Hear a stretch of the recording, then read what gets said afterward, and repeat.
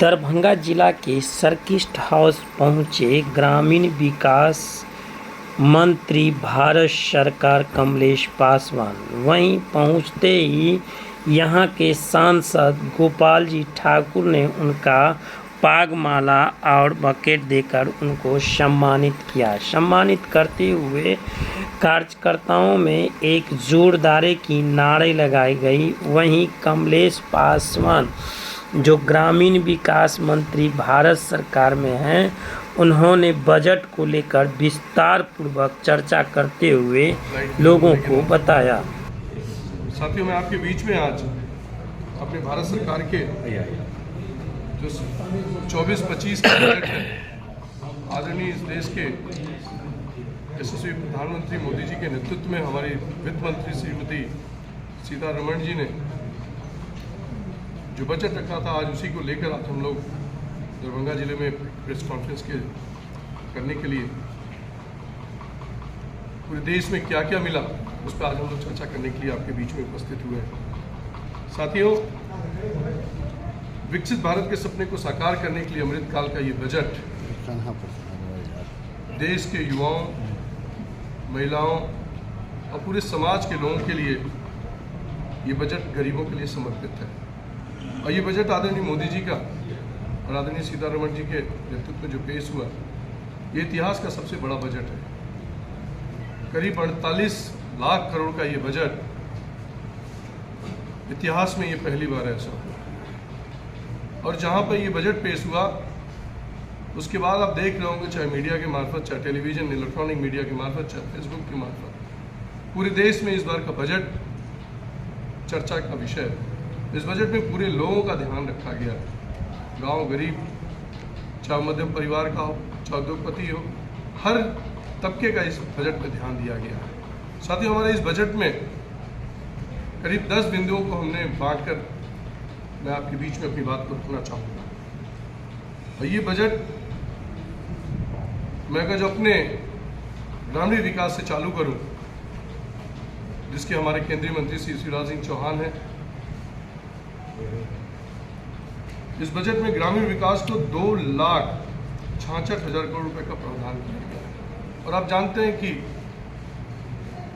ग्रामीण विकास और ग्रामीण में 70% आबादी पूरे देश की ग्रामीण में विकास निवास करती है। आदरणीय मोदी जी ने इस विभाग को करीब 2,66,000 करोड़ दिया, जो एक इतिहास में पहली बार ऐसा हुआ है कि इस विभाग को तीसरा सबसे बड़ा बजट मिला है। साथियों, किसानों को आत्मनिर्भर बनाने के लिए समर्पित इस बजट में किसानों के लिए कृषि क्षेत्र में 1,52,00,000 रुपए का प्रावधान किया गया है। इस बजट से हमारे किसान आत्मनिर्भर बनेंगे। ऐसी तमाम योजनाओं को हम लोगों ने किसानों के लिए समर्पित किया है कि आने वाले समय में हमारे किसान स्वावलंबी बने, मजबूत बने, वो अपना खेती करके अपने जीवन यापन कर सकें। महिलाओं के विकास के लिए इस बजट में करीब 3 लाख करोड़ रुपए का अधिक से प्रावधान किया गया है। कोई भूखा न रहे, गरीब कल्याण का संकल्प आपने देखा होगा। पिछले 10 वर्षों में आदरणीय मोदी जी के नेतृत्व में पूरे देश में समाज का जो आखिरी व्यक्ति है, जो कमजोर व्यक्ति है, जिसके लिए सरकार, आदरणीय मोदी जी की सरकार लगातार ये प्रयास रहा है उनका कि हमारा कोई भी व्यक्ति जो निर्धन है, जो गरीब है, बिना खाए बिना न रहे। आदरणीय मोदी जी ने इस योजना को, कोई भूखा न रहे, अगले 5 साल के लिए इसको हम लोगों ने कर दिया, जिसको करीब 80 करोड़ लोगों को डायरेक्ट लाभ मिलेगा। और उसी के नाते हम लोगों ने गरीबों को जो अन्य योजना थी, हमने पिछले 10 वर्षों से चालू किया। और मैं कह सकता हूँ कि हमारी जो सरकार बनी है, आदरणीय मोदी जी के जो गरीबों ने विश्वास जताया है, वो इसी योजना के नाते बना है। गांव गरीब के लोगों को खुशहाल रखना ही हमारी प्रमुख प्राथमिकताओं में से एक था।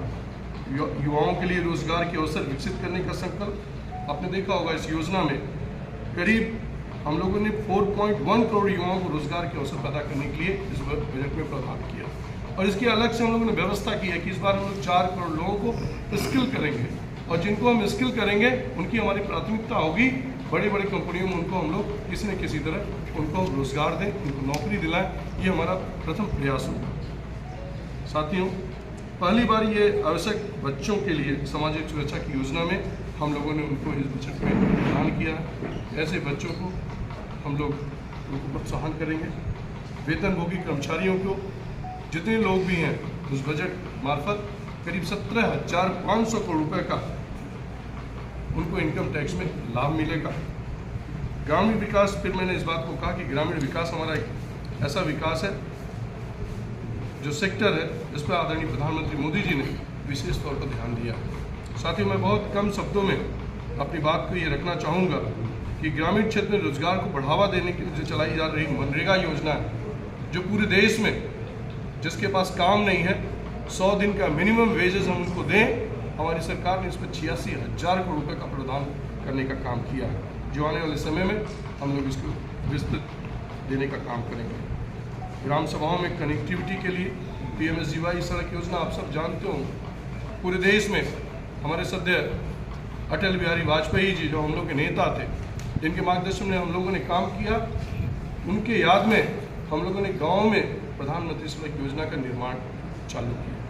अटल जी ने चालू किया, उसको हम लोगों ने बढ़ाते हुए आज उस सेक्टर को गांव में भी पक्की सड़क बने।